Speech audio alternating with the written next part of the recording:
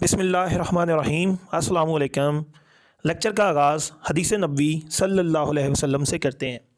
हदीस का मफ़हूम ये है, अल्लाह के नबी फरमाते हैं, अगर तुम्हें कोई नुकसान पहुंचा जाए तो ये ना कहो कि अगर मैं ऐसा कर लेता तो ऐसा हो जाता, अलबत्ता ये कहो कि अल्लाह ताला की तकदीर यूं ही थी और उन्होंने जो चाहा किया, क्योंकि अगर का लफ्ज़ शैतान के काम का दरवाज़ा खोल देता है। आज हम स्टार्ट करने जा रहे हैं न्यूमेरिकल्स। हमने शुरू वाले 4 न्यूमेरिकल 16 चैप्टर के कर लिए थे। अब हम नेक्स्ट न्यूमेरिकल सॉल्व करेंगे। सबसे पहले न्यूमेरिकल है 16.5। तो पिछले न्यूमेरिकल थोड़े मैंने फास्टली करवा दिए थे, इतना मैं डिटेल में नहीं उनके साथ या उनके बारे में डिस्कस कर सका।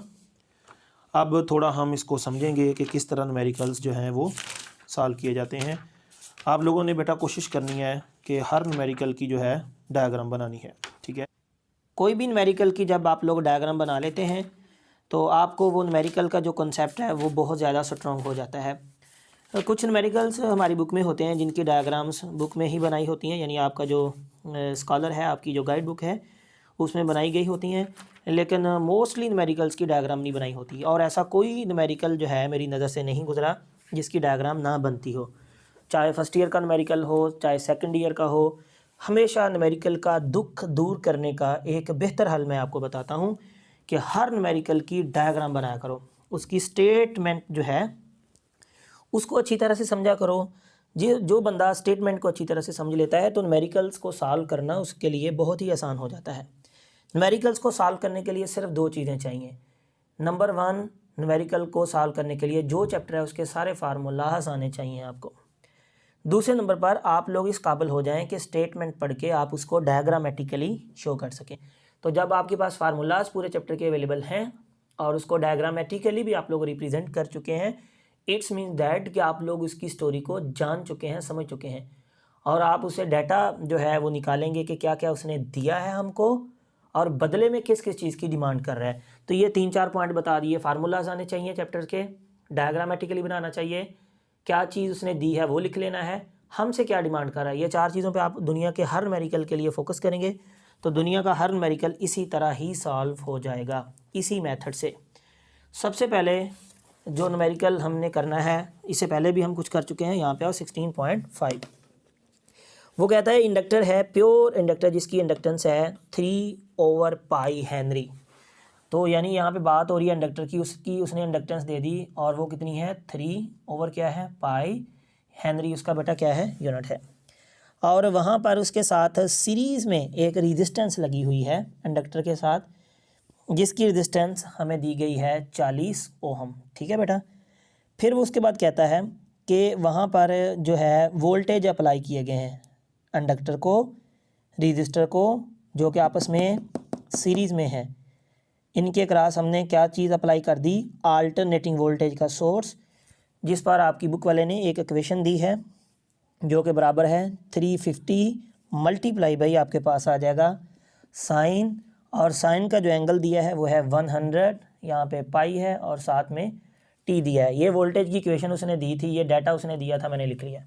अब जब डाटा आप पढ़ रहे होते हैं तो फौरी जो है स्टोरी आपके जहन में बन रही होती है, ठीक है। लेट मी करेक्ट इट, यहाँ पे थोड़ा इसको अच्छा करके लिख दें, 350 साइन थीटा में आता है 100, यहाँ पे पाई है, यहाँ पे टी टाइम है।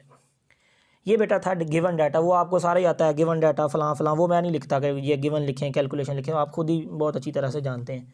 अब अगला सवाल है कि ये डायग्राम क्या बनानी है। ये मेरा एक अहम पॉइंट होता है कि आप लोग हर न्यूमेरिकल की डायग्राम बनाओ।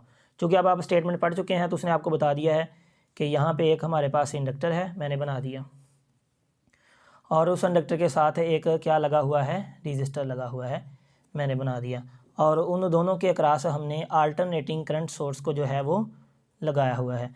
तो यहाँ पे हम इनके साथ ऐसे इस जगह पर एक अल्टरनेटिंग करंट का सोर्स अप्लाई कर देते हैं, ठीक है बेटा। ये आपके सामने इंडक्टर है, ये आपके सामने रजिस्टर है, ये अल्टरनेटिंग करंट का या वोल्टेज का आपके पास सोर्स है, ठीक है। तो ये स्टोरी बन गई, फ़ोटो बन गई। और अब वो अगली चीज़ जो आपने उससे जो है निकलवानी होती है कि वो है कि यार तुम क्या चाहते हो, क्या तुम्हारी डिमांड्स हैं। उसकी डिमांड्स हैं 3। नंबर 1 वो कहता है अल्टरनेटिंग करंट है ना, तो सब बच्चों को पता है कि अल्टरनेटिंग करंट की अगर हम वेव फॉर्म को देखें तो अल्टरनेटिंग करंट की वेव फॉर्म कुछ इस तरह की होती है। इसमें यहाँ पर जो वैल्यू होती है इसको हम बोलते हैं पीक वैल्यू। क्या बोलते हैं? कहता है यहाँ पे अल्टरनेटिंग वोल्टेज है, उनकी कोई ना कोई क्या होगी, पीक वैल्यू होगी। इस तरह वहाँ पे कोई करंट होगा, उसकी पीक वैल्यू होगी, ये फाइंड करनी है। उसके बाद वो कहता है कि वहाँ पर जो करंट की रूट मीन स्क्वायर वैल्यू है, आपको पता है रूट मीन स्क्वायर वैल्यू क्या होती है, ये फाइंड करनी है बेटा। आरएमएस वैल्यू आपको पता है, ये वैल्यू पता चल जाए तो इसका तो पता चला ही लेते हैं। तीसरा बेटा आपने वहाँ पे फेज़ डिफरेंस फाइंड करना है। फेज़ डिफरेंस आपको पता होना चाहिए ये क्या होता है। फेज़ डिफरेंस मैं आपको याद करवाता हूँ, ये एंगल होता है किसके दरमियान, वोल्टेज के दरमियान और करंट के दरमियान, यानी आपने एंगल फाइंड करना है थीटा। और आपको याद होना चाहिए आरएल सर्किट, जब आप इस बुक के अंदर पढ़ रहे थे थीटा हमने क्या डिफ़ाइन किया था आरएल में, ठीक है, ये आपने फाइंड करना है। अब हम देखते हैं आगे कि ये सारे काम कैसे होंगे। अब अगला सवाल है कि कैलकुलेशन जो है वो हमने करनी है। तो कैलकुलेशन करने के लिए सबसे पहले आपके पास मेन जो मटेरियल है वो यहाँ पे मौजूद है। अब उस मटेरियल का किस फार्मूले के तहत इस्तेमाल किया जाएगा, अब ये कौन सा फार्मूला जो है चूज़ किया जाएगा, तो इसका तल्लक बेटा आपका जो पूरा चैप्टर पढ़ा हुआ है उसके कॉन्सेप्ट से होता है कि आप लोगों ने कितने कॉन्सेप्ट से पढ़ा। ये सारी चीज़ें रट्टे वाली लिख ली, फार्मूले लिख लिए। कैलकुलेशन में आपका जो है वो कॉन्सेप्ट काम होता है कि कॉन्सेप्ट क्या लगाना है, ठीक है। तो ये चीज़ें आपके सामने है। सबसे पहले बेटा जो उसकी इक्वेशन है, जब भी इस तरह की इक्वेशन दी जाए आपके पास, इस तरह की इक्वेशन आ जाए तो आप उसकी जनरल इक्वेशन लिखा करो। तो ये उसने दी हुई है, ये कितनी है 350, यहाँ पे क्या है साइन, यहाँ पे क्या है, कोई भी न्यूमेरिकल इस तरह का फर्स्ट ईयर सेकंड ईयर कहीं भी आ जाए इस तरह की इक्वेशन, तो आप उसकी जनरल इक्वेशन खुद से लिख देंगे, ठीक है। ये इस टाइप के न्यूमेरिकल को सॉल्व करने का एक अलग सा मेथड होता है, ये होता है साइन ओमेगा इंटू टी। तो इस तरह का न्यूमेरिकल हम पहले भी कर चुके हैं। अब क्या करेंगे, जो यहाँ पे चीज़ है कंपेयर करेंगे उसको उसके साथ, ठीक है।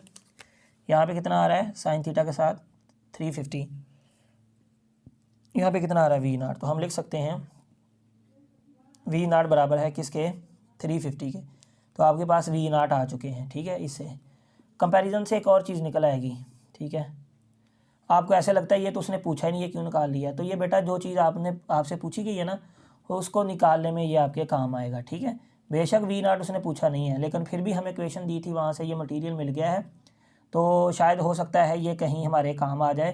तो हमने इसको जो चीज़ मिलती थी, अभी फ़िलहाल तो ऐसा लग रहा है ये किसी काम नहीं आने वाला, लेकिन काम आएगा। थीटे को थीटे से कंपेयर करें तो ये आ जाएगा 100, यहाँ पे आपके पास आ जाएगा पाई टी, साथ आ जाएगा हमारे पास ओमेगा इंटू टी, टाइम से कट जाएगा आपके पास। और बेटा आपको पता है ओमेगा बराबर होता है 2 पाई एफ़ के, और यहाँ पे आपके पास कितना आ जाएगा 100, यहाँ पे पाई है, पाई से कट जाएगा, 2f है, 2 इधर आके डिवाइड हो जाएगा, यहाँ पे आ जाएगा 50। फ्रीक्वेंसी उसने पूछी नहीं है हमसे, लेकिन फिर भी जो फ्रीक्वेंसी है निकल आई है। मैं आपको बोल रहा हूँ कि ये आपके काम आने वाली है आगे जाके, ठीक है, कहीं ना कहीं लाजमी ये काम आएगी। तो ये फ्रीक्वेंसी भी हमने निकाल दी कि अल्टरनेटिंग करंट की फ्रीक्वेंसी कितनी है 50 हर्ट्ज़। अब हम अपने टारगेट की तरफ जाते हैं, करंट फाइंड करना है, करंट फाइंड करना है, ये भी करंट फाइंड करना है। तो करंट फाइंड करने के बेटा आपके चैप्टर में 3 फार्मूलाज हैं।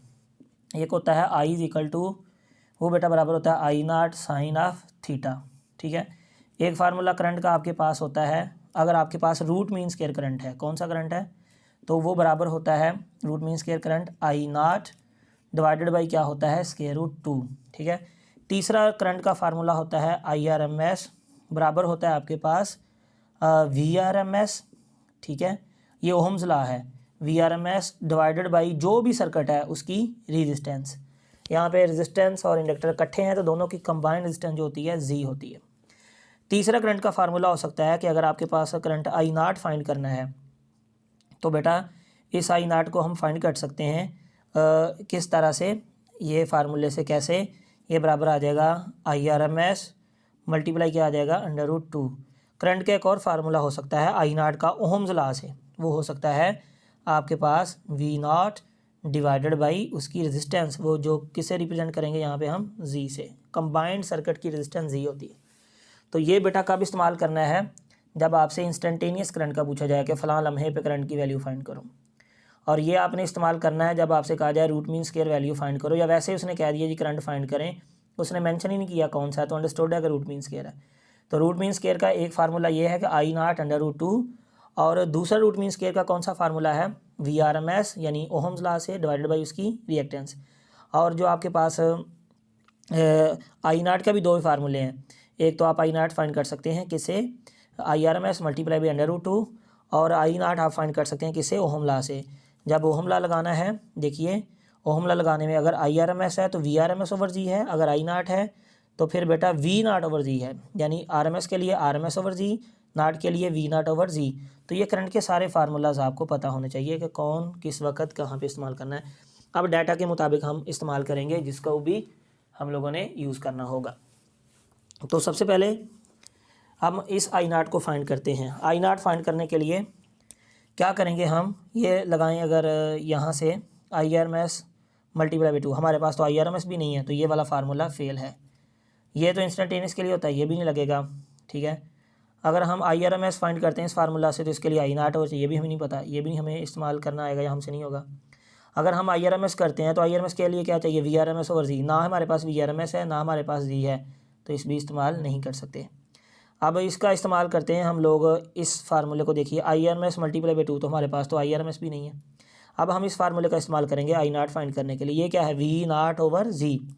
अब देखिए V नाट हमारे पास जो ये चीज़ मैं आपको बता रहा था ये अब आपके काम में आने वाला है। तो आप बेटा इसको इस्तेमाल करें, आपके पास आ जाएगा I naught which is equal to V naught over में क्या है जी। अब आपके पास V नाट कितना है सर, 350 है, तो बेटा यहाँ पे 350 पुट कर दो। अब सवाल क्या है जी, चलो एक चीज़ तो आगे एक चीज़ जी नहीं है, हम ये पता कर लेते हैं कि जी कितना है, इसकी इक्वेशन ये बन जाएगी। जी पता कर लेते हैं, कोई मसला नहीं। जब आपने RL सर्किट पढ़ा था तो याद करो RL सर्किट के अंदर आपको फार्मूला, अब यहाँ रट्टे का काम है कि आपको रट्टा कितना का लगा हुआ है, और जी बराबर होता है R² इंटू होता है आपके पास XL का होल स्क्वायर। आपको शायद याद आ गया होगा, ये चैप्टर में पढ़ा था RL वाले आर्टिकल में। अब यहाँ पे हम जी की वैल्यू कैलकुलेट करेंगे। रेजिस्टेंस की वैल्यू कितनी है वो देखिए 40 है, वो पुट कर दी हमने। और XL क्या होता है आपको पता ही, बराबर होता है 2πf इंटू क्या होता है L। तो यहाँ पे ये अंडर रूट है, ये बार बार बना रहा हूँ, इसको नहीं बनाऊंगा, समझ ले उसके ऊपर अंडर रूट है। यहाँ क्या आ जाएगा 40 का स्क्वायर, यहाँ पे बेटा आ जाएगा 2πf। देखें फ्रीक्वेंसी भी अब काम आ गई हमारे 50, और L की वैल्यू उसने शुरू में दी थी कितनी है, 3 ओवर क्या है बेटा 3 ओवर पाई है, इसके ऊपर होल स्क्वायर होता है आपको पता है, ठीक है बेटा। तो ये देखिए अंदर पाई से कट गया, यहाँ पे आपके पास क्या आ जाएगा जी इज इक्वल टू 40 का स्क्वायर प्लस में यहाँ पे 50 मल्टीप्लाई बाई 2 कितना होता है 100, 100 मल्टीप्लाई बाई 3 कितना होता है 300 का स्क्वायर।